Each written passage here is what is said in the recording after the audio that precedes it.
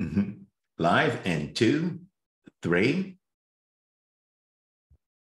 Now it is. Good morning. Welcome to the Daily Huddle, the first Wednesday of 2023. I don't actually have a joke. I just want to share something that I have been laughing at since this happened about 3 nights ago. I have to give the context. My husband and I have been together for about 14 years, okay? And we're sitting on the couch watching a kind of a romantic comedy with my daughter, Caroline. And at some point in the movie, the therapist tells the person he's counseling, he said, something you can always know is if you really want to know if somebody loves you, they know your middle name. And I looked at my husband and I said, do you know my middle name? He didn't hesitate. He goes, Maureen. Y'all, my middle name is Lynn. True story.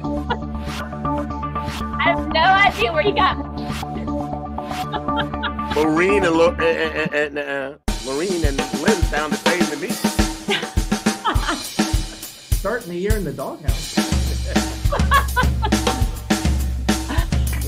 Oh, yeah. Aaron Green. Mike. Oh, yes. Good morning. Thank you for laughing with me at the little treasures of life.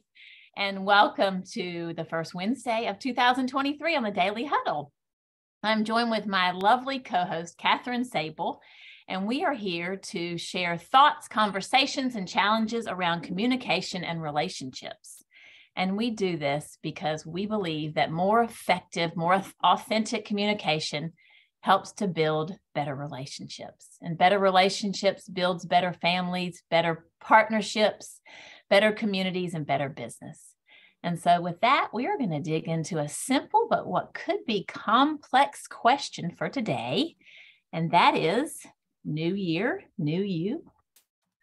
Before we dig into that question, let's ask some questions to the folks that are here with us on the Zoom. Let me start with Stan, who always lights up this screen.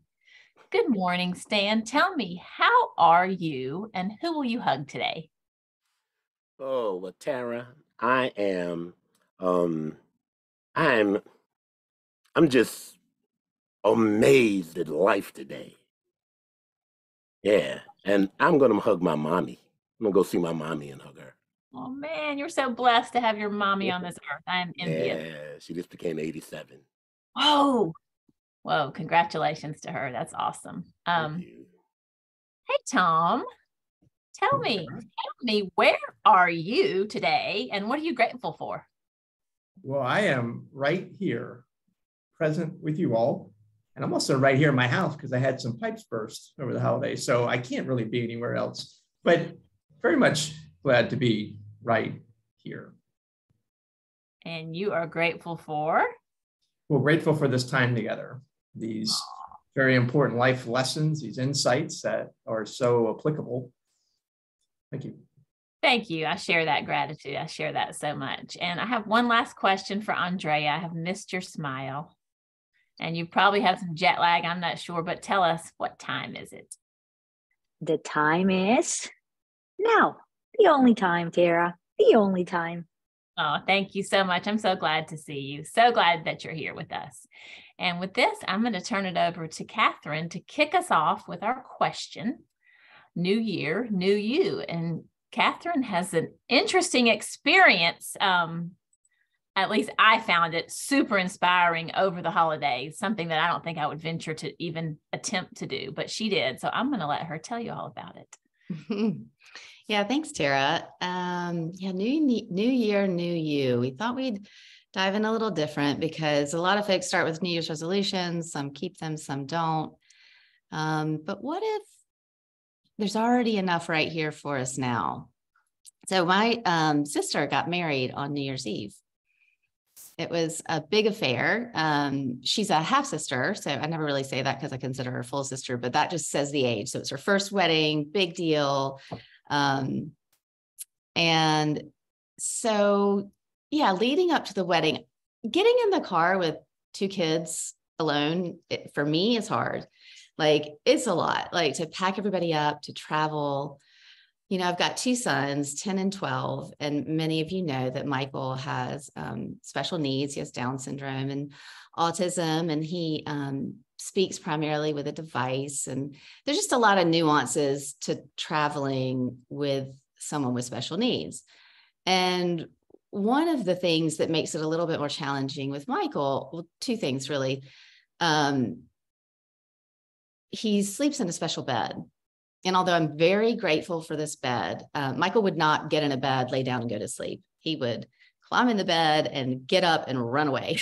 Like, he just will not stay in one space like that. So it would be dangerous. And he slept in a crib for 4 years. So it was really easy. You know, he couldn't get out, but now he's much bigger. So this bed is a tent bed, and it's quite cozy. He gets in and you can zip it up. And someone with a child with autism developed it. It's so he can't get out, and you can travel with it. However, it's a big pain in the you-know-what. Like, it's huge, it's heavy, and you have to disassemble it and reassemble it. So every time we get somewhere, it's the first thing I do is I have to set up the bed, put it together. There's a blow-up mattress, blah, blah, blah. Figure out a space for it to be. The second thing is that when we were in the car, Michael loves to be part of the conversation, but doesn't have words to express yet exactly how he's feeling. He loves to listen to music. So in the car, we turn the music on, and anytime anyone speaks, he screams. Now, once or twice, that's okay. But every single time someone says something, he screams. Because you've just interrupted his music flow. He's really liking the vibe of it. He loves how it sounds. And secondly, he wants to be part of the conversation. So my younger son gets really frustrated, as you can imagine, because he'll start to speak to me and then Michael screams. So prior to this wedding was in North Carolina, which is several hours away. We decided to go visit my mom for a few days beforehand at the beach. Insanity. Yep. Okay. Yeah. She asked, and I can't say. People who are not watching this, but go ahead, sister. Tell it. Well, my mom asked us to come to the beach for a few days, and normally I would say no. I knew it was a lot to take on, but I can't say no to my kids seeing their grandmother. I tried and I couldn't. So I decided to take it on, pop everybody in the car, and drive 6 hours to the beach. Spend a couple of days there. In the car.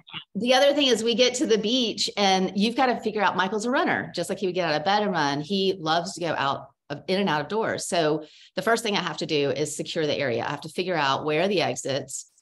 Are they securable, and where are the other danger zones? You know, like, he likes to kind of climb up and look over balconies. Well, that's not something we can do because he doesn't understand the danger of going over it. So at this particular beach house, the front door didn't lock. It would lock from the outside, but once you opened it, you know, if you click the handle, the lock would open and you could walk out just like a hotel.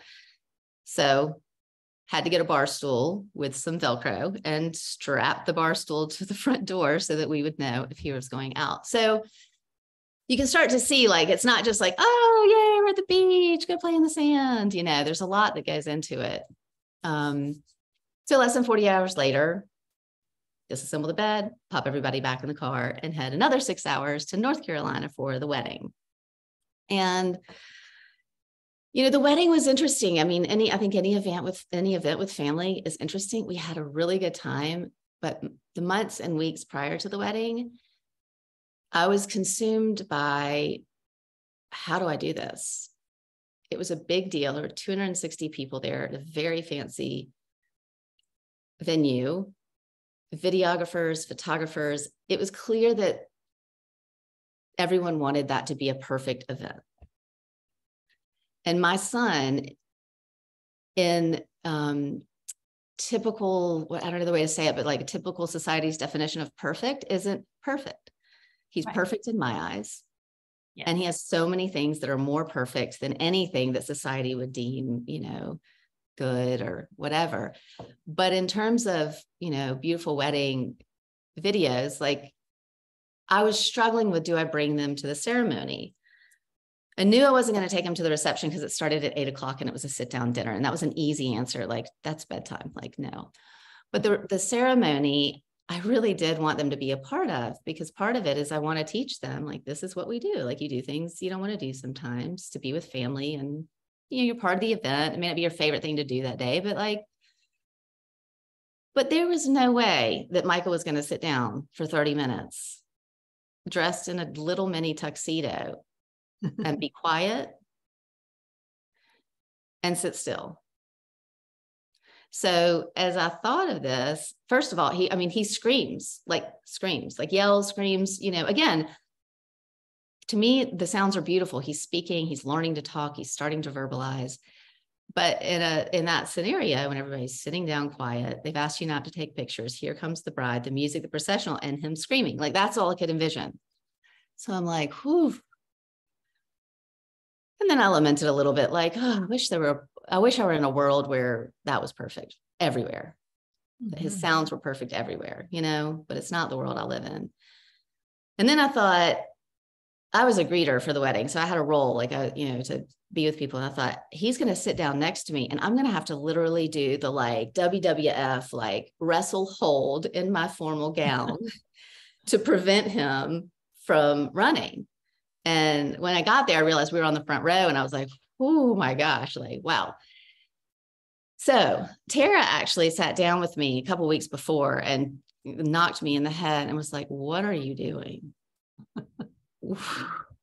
Why have you lost your mind? And why would you dress two small children up in mini tuxedos and put them in very uncomfortable shoes that they're going to wear one time and sit them in an area where they can't move and they can't speak?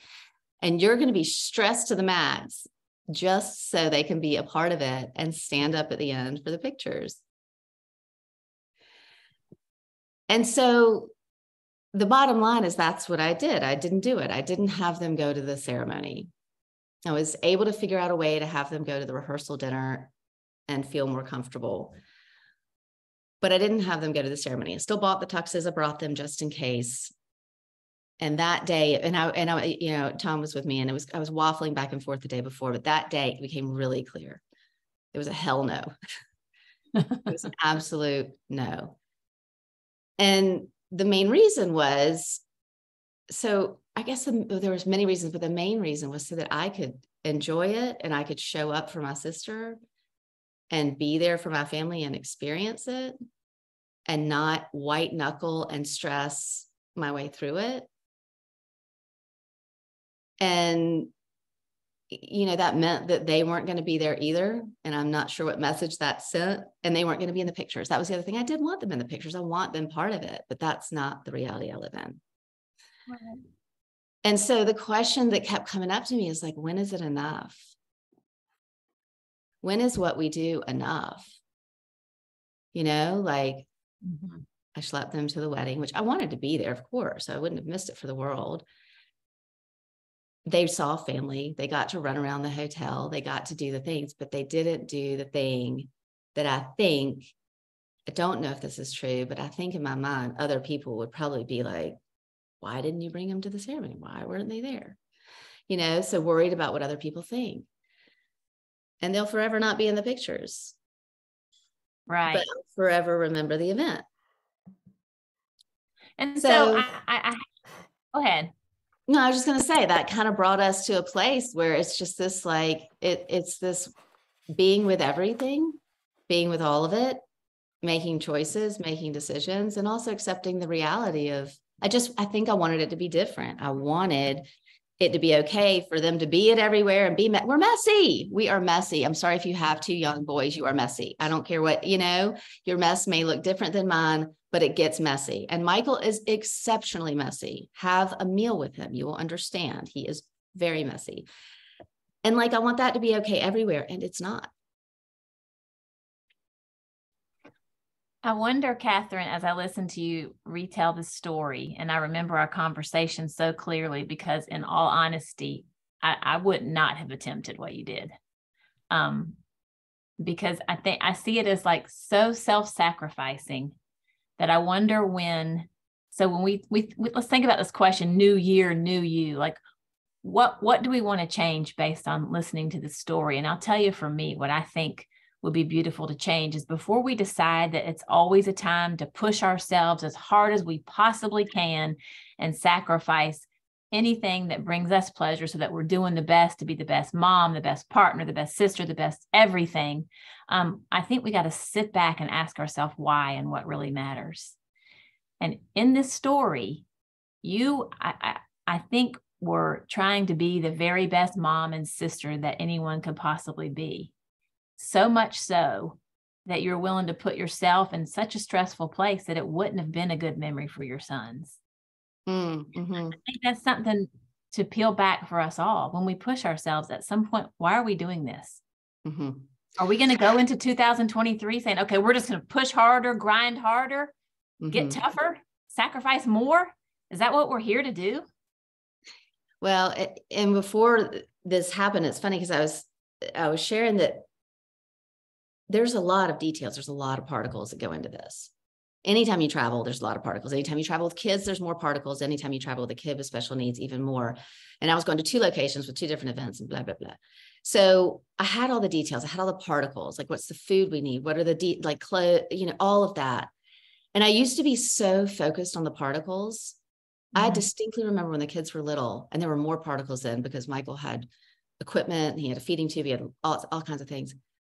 I would focus so hard on the particles and I felt so good to check those things off my list. I remember getting to the beach with friends. They had 1 kid and our 2 kids. And they relaxed and they were having fun. They were ready to bring out the drinks. They wanted to go to the beach. And I was so focused on we have to unpack the things that I packed, and we have to put them away right. And I was so focused on the particles. I looked at them. I really remember this. And I was like, how are they enjoying? I can't get there. I don't even know how to get there. Nobody cares about the particles. Particles need to be there, need to be taken care of so things can move smoothly. But that's not the vacation. And so it's like, anyway, that's what I remember when you say that. No, new year, new you, and it's a question mark, and I have a reason for that, is not about pushing harder.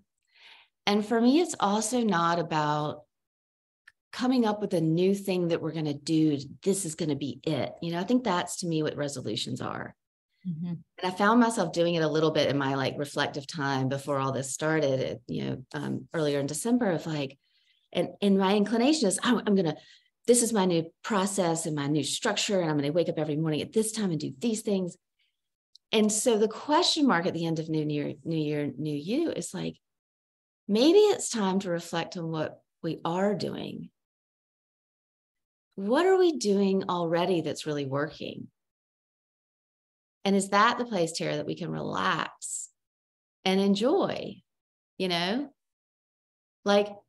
Sure, let's use things to push ourselves and to grow, but maybe I've read enough books and I've listened to enough podcasts, and I've started enough new exercise routines. What has worked for me already?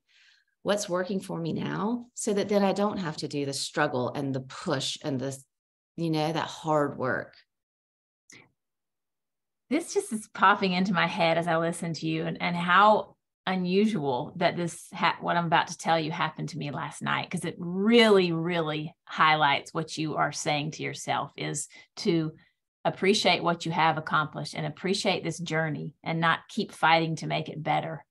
Last night, I took Caroline to a special needs for adults bowling event, and I'd never taken her to this particular one before. And I go in there, Catherine, and I told this to my husband last night when we were getting ready for bed. There was about 60 special needs adults in this bowling alley.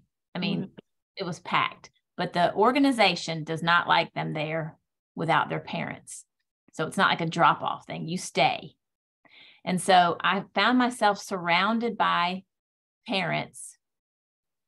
I think that in some way I always thought, I still to this day, do I really have a special needs child? And I kind of look at these folks with curious, compassionate eyes and heart.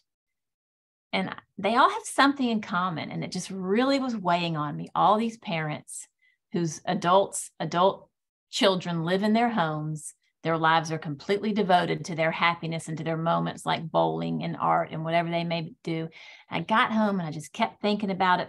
Finally, Caroline got to bed and it hit me what they all have in common. And I said to my husband, I said, Mike, these parents look tired. They look they have a smile on their face, but there's some like exhaustion in their aura, all of them. And for you to share this epiphany and this change in how you want to look at your journey, I think really is not a message just for people with children of special needs, but for all of us. We don't want to sit down one day and just be so damn tired. So thank you for this message. And wow, was it really, it just came to me that, I mean, there's a way to avoid just exhaustion. And I think that time starts this year. Yeah, you make me want to cry when you say that, you know, and I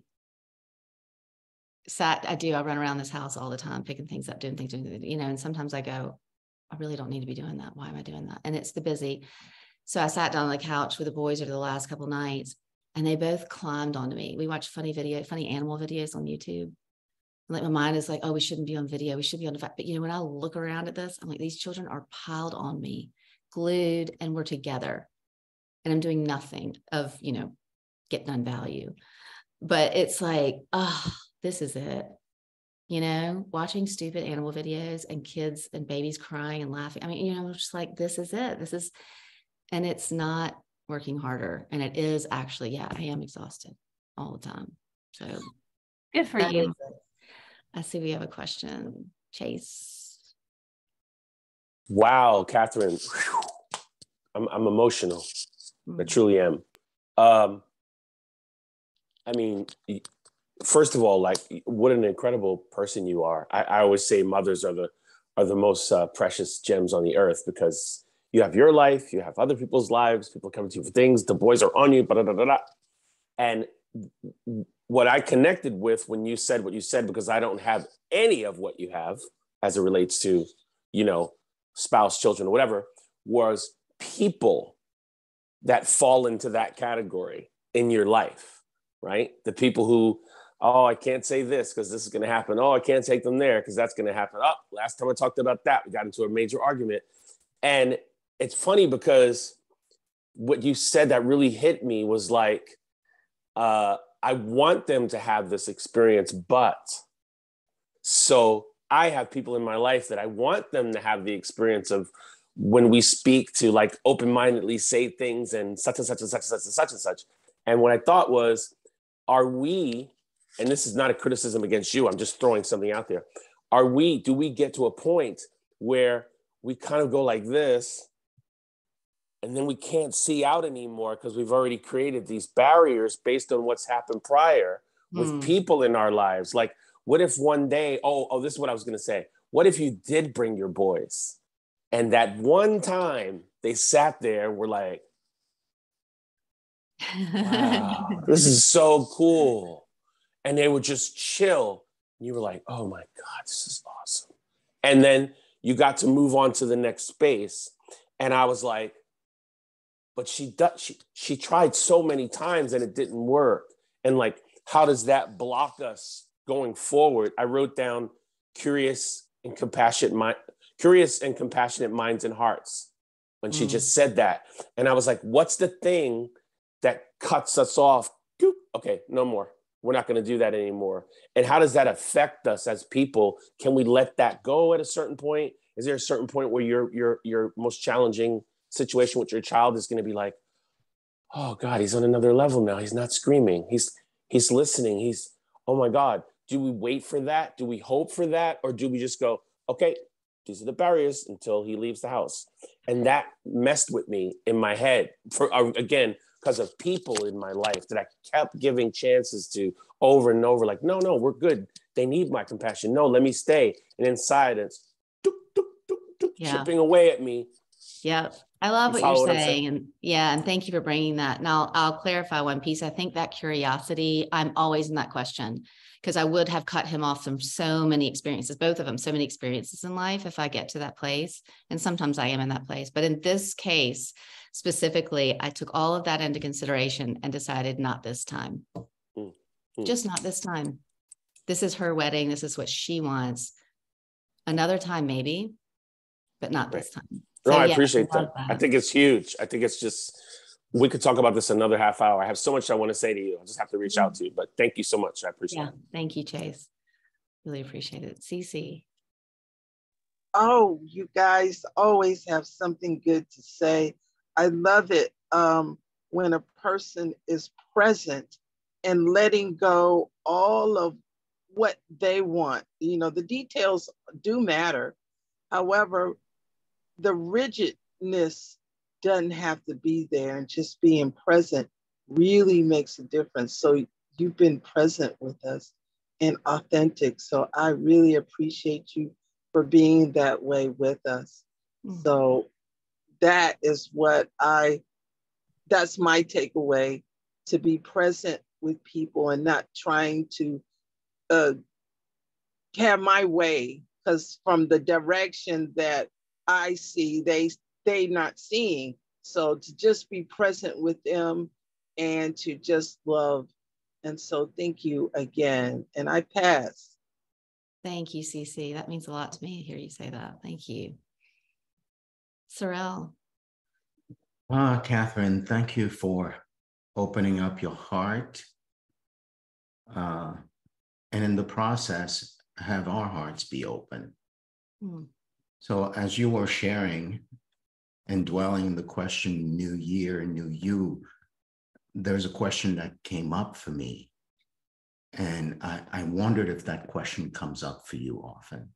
And the question for me was, what do I really want? And why do I want it? So this conversation gave me the freedom to question what I really want.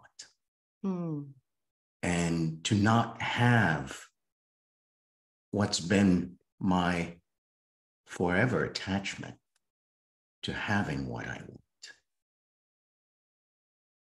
Maybe sometimes letting go of what I want is the thing to do. And, like directly connected to Tara's conclusion, are we going to just do this again and just show up in life just tired as heck? How tiring I'm seeing it has been for me to be chasing what I want. And how liberating the question is, what do I really want? And why do I want it? And I love that. And having the freedom to just let it go just this one time. I love that, and see what happens. You've made my day. I feel like if one person walks away with that inquiry, and that's why we're here. Thank you for sharing that. I have no idea what time it is, but let's go with a couple more. Rashida, yeah. Oh, okay, great. Okay. Rashida. Good morning, everyone. Good morning from the Daily Huddle. Kat, can you hear me? Can you hear me? Yes. Can you hear me? Yes. Can you hear me? Good morning, Catherine. Thank you so much for your... Yes, I can hear you. Thank you so much for spilling the beans. And why right now, as a grandmother, I have 2 grandsons that I'm going to have to go to court to ask a custody, fighting for them. Do we want to come back to Rashida, sweetheart? We have a bad connection.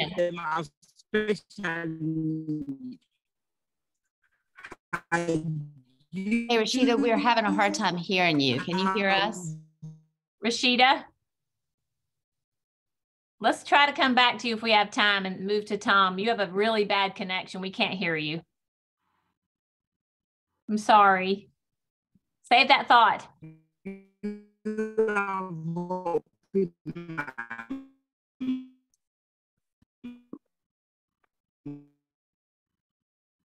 Maybe the host wants to mute her. I don't even think she can hear us.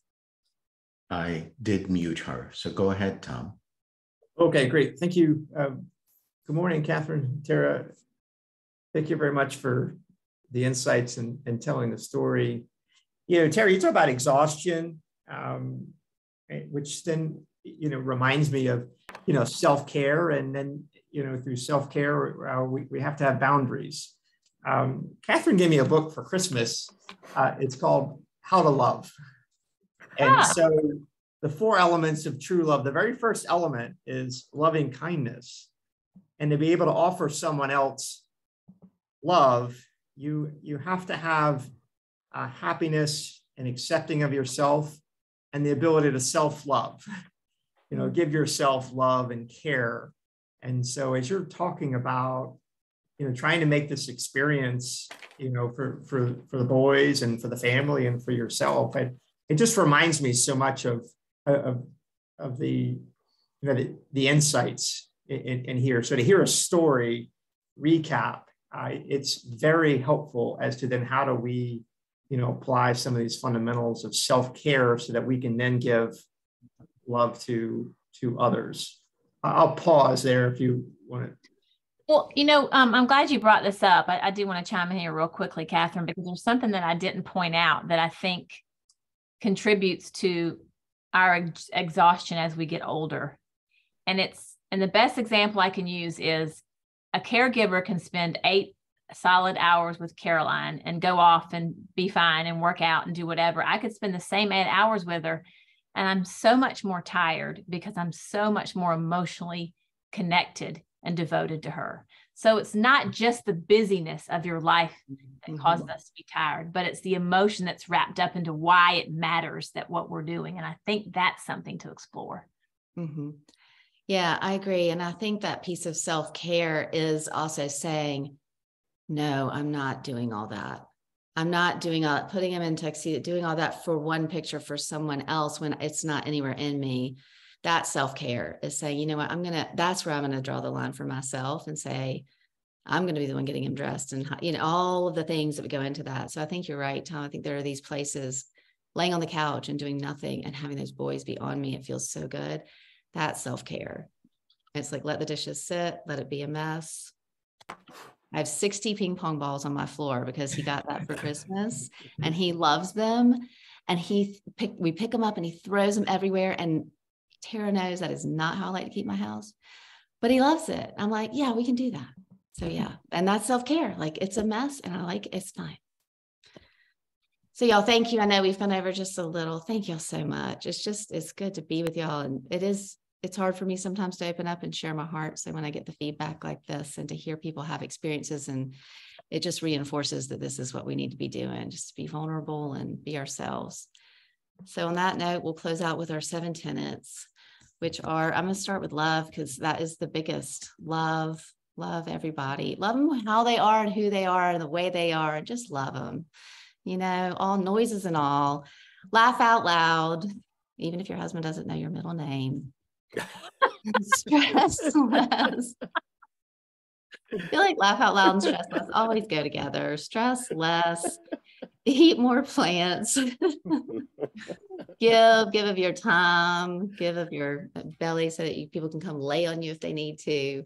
Sleep, get your 7 hours and move that body. And y'all, we will see y'all next week. Come tomorrow for the Daily Huddle and join Tara and I next Wednesday. Good morning, Maureen.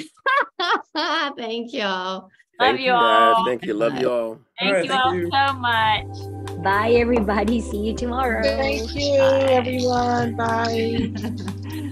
Bye, Maureen. Chase, I hope you guys